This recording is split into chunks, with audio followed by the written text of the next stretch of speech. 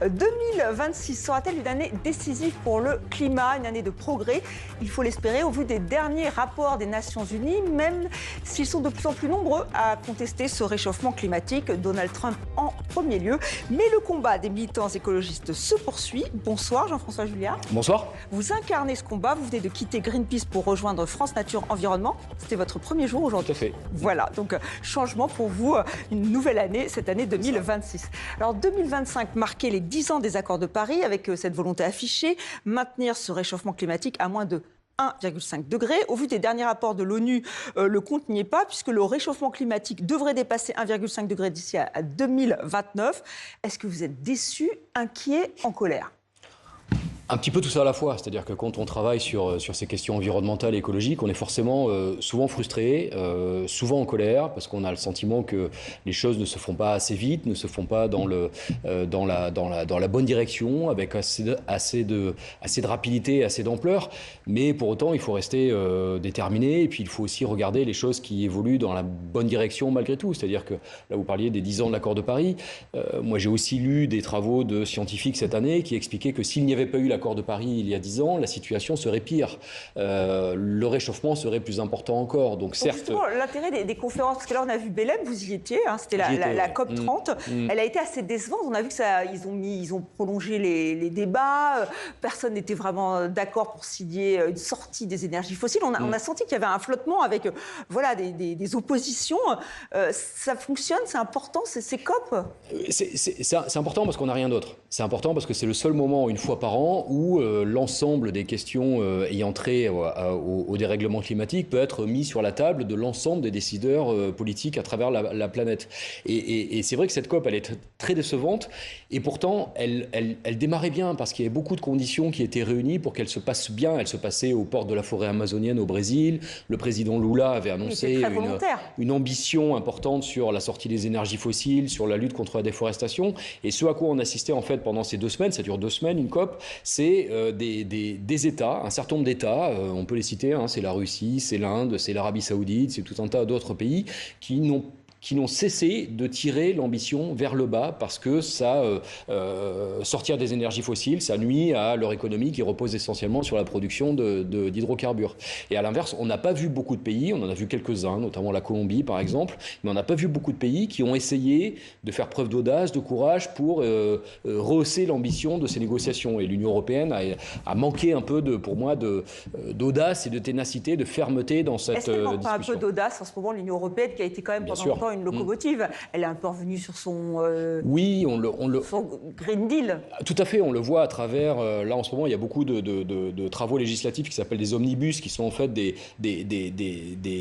procédés législatifs qui permettent au départ c'est pour faire du droit, nettoyer, simplifier des textes législatifs, mais on voit bien que la Commission européenne est en train d'utiliser ces procédés-là pour raboter un certain nombre d'acquis environnementaux qui ont trait à la question, par exemple sur la question des pesticides, de la protection de la santé des consommateurs, ou sur la question des transports. Il y a beaucoup comme ça de coups de rabot qui sont donnés en ce moment par la Commission européenne, et c'est très inquiétant. Alors, il faut rester mobilisé. Alors, beaucoup de rendez-vous prévus cette année. Alors, est-ce que c'est un bon signal, hein? On va les voir. Il y a le forum Time to Change. Il y a cette première conférence internationale sur la sortie des énergies fossiles.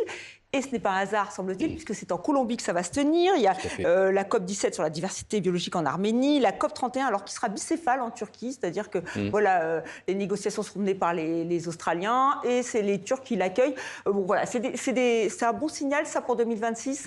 C'est un bon signal, oui et non, parce que c'est des rendez-vous incontournables. C'est sûr que ce sont des rendez-vous importants qu'il ne faut pas rater. Maintenant, il ne suffit pas de l'annoncer pour que ça se passe bien. Et on l'a vu encore une fois avec les COP ces dernières années. Des COP, il y en a tous les ans, des sommets internationaux, il y en a tous les ans. La petite nouveauté cette année, effectivement, c'est cette conférence internationale sur la sortie des énergies fossiles, et c'est une première. Et je le disais, c'est parce que le gouvernement colombien s'est montré particulièrement ambitieux pendant la COP 30 à Belém que cette conférence aura lieu.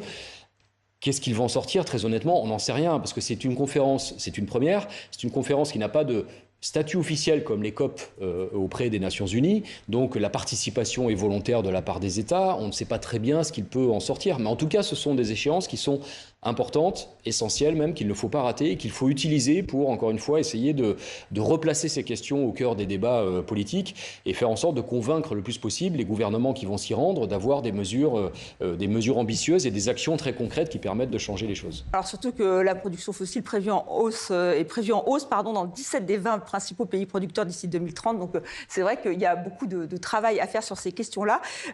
Alors on a vu ce qui a coincé à Belém, à la COP30, mais quand même il y a les pays africains, certains pays plus vulnérables ont quand même eu quelques gages. On est quand même là pour être un peu optimiste sur la suite. Oui, il y a eu des gages annoncés notamment sur la question des financements. C'est un sujet qui est extrêmement important pour beaucoup de pays qui n'ont pas la capacité de se protéger des événements climatiques extrêmes, de s'adapter aux conséquences déjà là du réchauffement climatique et d'indemniser les victimes et de réparer les dommages causés par les catastrophes climatiques. Donc il y a eu un triplement annoncé des financements pour notamment ce qu'on appelle les pertes et dommages, c'est-à-dire réparer en gros les catastrophes climatiques qui sont déjà passées. Donc c'était une forte demande de beaucoup de pays, dont des pays africains, mais pas uniquement. Mais là aussi, c'est souvent, comme on dit, que le diable se cache dans les détails. On ne sait pas cet argent d'où il va venir. Est-ce que ce sera sous forme de dons, sous forme de prêts ? Est-ce que ce seront des financements publics, à quelle hauteur, des financements privés, et c'est tout ça qui est important. Donc c'est vrai qu'on a entendu pendant cette COP beaucoup de représentants de pays africains qui ont rappeler l'importance et la responsabilité surtout de tout un tas de pays, notamment d'Europe et d'Amérique du Nord, dans les conséquences aujourd'hui du dérèglement climatique, et qui ont essayé de faire en sorte que ces pays-là s'engagent financièrement de manière plus importante qu'ils ne l'ont fait jusque-là. Mais c'est vrai que malheureusement, ces voix de ces pays africains n'ont pas été entendues à la hauteur des enjeux représentés pendant la COP à Belém. Alors, ce qui est très compliqué aussi, c'est cette remise en question de plus en plus forte du réchauffement climatique, notamment par Donald Trump. Alors, souvenez-vous, on va l'écouter, c'était en septembre 2025, devant l'Assemblée générale de l'ONU. Ensuite, ils ont dit que le réchauffement climatique allait tuer le monde. Mais ensuite, il a commencé à se rafraîchir. Alors maintenant, ils peuvent simplement l'appeler changement climatique, car de cette façon, ils ne peuvent pas se tromper. C'est le changement climatique, parce que si ça monte ou ça descend, quoi qu'il arrive, il y a du changement climatique. C'est la plus grande arnaque jamais réalisée contre le monde, à mon avis. Voilà, la plus grande arnaque. Comment on fait pour lutter contre de telles déclarations ? C'est difficile parce que c'est quand même le président des États-Unis, donc l'un des pays les plus puissants de la planète. C'est un signal adressé à tout un tas de climato-sceptiques qui existent encore à travers le monde et qui s'engouffrent dans cette brèche ouverte par Donald Trump pour dénoncer les travaux des scientifiques, notamment ceux du GIEC sur ces questions-là. Et c'est tout simplement scandaleux. Enfin, c'est vrai que Donald Trump devrait être poursuivi devant les tribunaux du monde pour ces propos-là. Vous parliez de l'Afrique tout à l'heure. Le dernier rapport de l'Organisation météorologique mondiale a alerté sur les conséquences du réchauffement climatique en Afrique, avec des records qui ont été battus. On a franchi pour la première fois l'an dernier les 50 degrés à Agadir au Maroc. Vous parliez du Maroc où se passe la Cannes tout à l'heure. On a frôlé ces 50 degrés aussi en Tunisie. C'est une réalité physique. C'est pas une vue de l'esprit. C'est pas quelque chose. Et pourtant, vous devez le constater sur le terrain qu'il y a vraiment une suspicion de plus en plus importante, non ? Oui, mais en fait, pas à ce point-là. C'est-à-dire que Donald Trump est dans la caricature permanente. Ce qu'on rencontre souvent sur le terrain, c'est des gens qui vont relativiser l'impact. Ils ne vont pas nier le réchauffement climatique. On trouve même de moins en moins de gens qui nient le caractère anthropique, la responsabilité humaine dans le réchauffement climatique. Mais on va trouver beaucoup de gens qui vont relativiser l'impact et les conséquences, qui vont vous dire oui, c'est vrai que c'est un problème dans certaines régions du monde, mais le réchauffement climatique, ça fait du bien aussi dans d'autres régions du monde. Et puis on va trouver des solutions. Il y a aussi cette fascination pour la technologie, ce technosolutionnisme qui est présenté comme une baguette magique qui va un jour ou l'autre nous sauver de toutes les catastrophes mondiales. On n'a pas le temps d'attendre, on n'a pas le temps de se reposer uniquement là-dessus. Tant mieux si un jour on trouve des technologies qui nous permettent d'avancer. Bien sûr, moi je ne suis pas du tout contre le progrès technologique, mais on ne peut pas se permettre de se dire on va un jour trouver une solution de géo-ingénierie qui va permettre de refroidir l'atmosphère et d'aller chercher le dioxyde de carbone qu'on a envoyé dans l'air et dans l'atmosphère depuis des décennies maintenant. On ne peut pas se permettre ce luxe-là. On sait aujourd'hui qu'il faut travailler à d'autres solutions. Est-ce que vous êtes inquiet pour les militants écologiques quand on voit reçoit en France Serge Zaka, qui est aussi une figure du combat contre le réchauffement climatique, qui a reconnu qu'il était sous protection policière. Vous sentez ce climat délétère?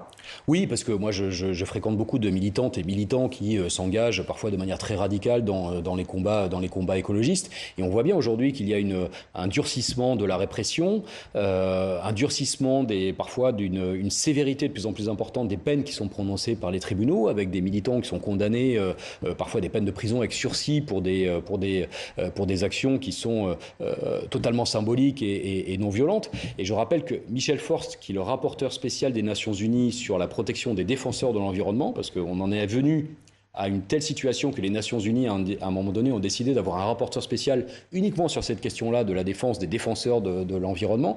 Michel Forst rappelle qu'en Europe, le pays où la répression policière est la plus forte, c'est la France.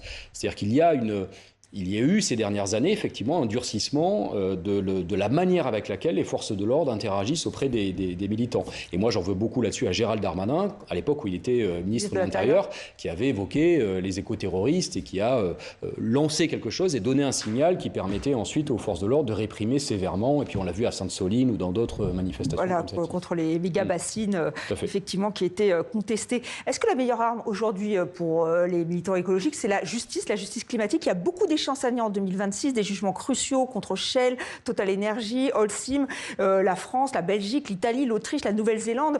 Ils vont devoir s'expliquer pour des actions climatiques insuffisantes. C'est ça qui va changer la donne pour vous? Alors ça peut totalement changer la donne, parce qu'à un moment donné, quand vous ne parvenez pas à convaincre un gouvernement ou à convaincre une entreprise de changer de pratique, eh bien passer par la justice, ça permet de les contraindre. Parce que si un gouvernement ne veut pas écouter les travaux d'une organisation non gouvernementale ou d'un scientifique, personne ne peut l'obliger à le faire. En revanche, si c'est une décision judiciaire, il n'a pas le choix, tout État qu'il est, il doit respecter cette décision.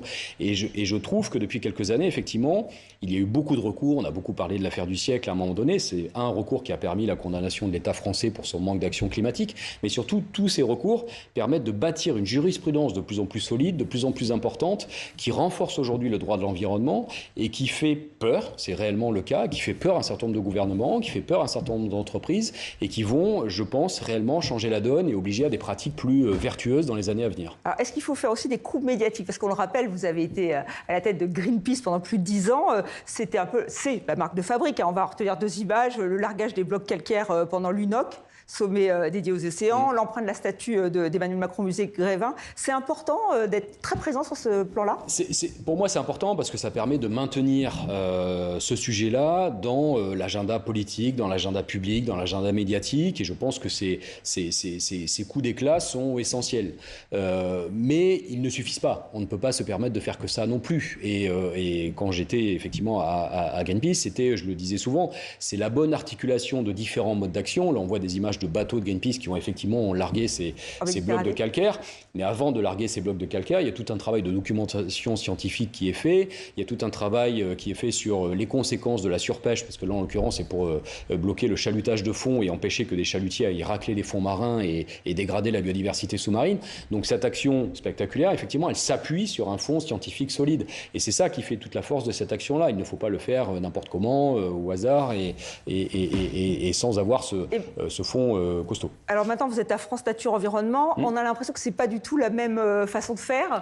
Qu'est-ce qui est important pour vous? Non, c'est différent parce que France Nature Environnement, c'est une fédération d'associations. Donc ça représente 6000 associations en France, 1 million de bénévoles et c'est surtout un ancrage local, un ancrage territorial extrêmement dense, extrêmement fourni. C'est-à-dire qu'il y a des associations affiliées à France Nature Environnement à peu près partout sur les territoires, dans l'Hexagone et dans les Outre-mer d'ailleurs. Et ça passe beaucoup par le travail de juridique. Vous parliez des recours juridiques. Il y a beaucoup de recours juridiques qui sont lancés contre France Nature Environnement. Par France Nature Environnement contre des entreprises et contre des institutions et qui là aussi vont permettre d'obtenir des avancées dans des pratiques industrielles plus vertueuses, lutter contre un certain nombre de pollutions à venir ou existantes. Eh bien, on en reparlera dans 64 minutes. Merci Jean-François Fluvière d'avoir accepté notre invitation pour cette toute nouvelle année 2026.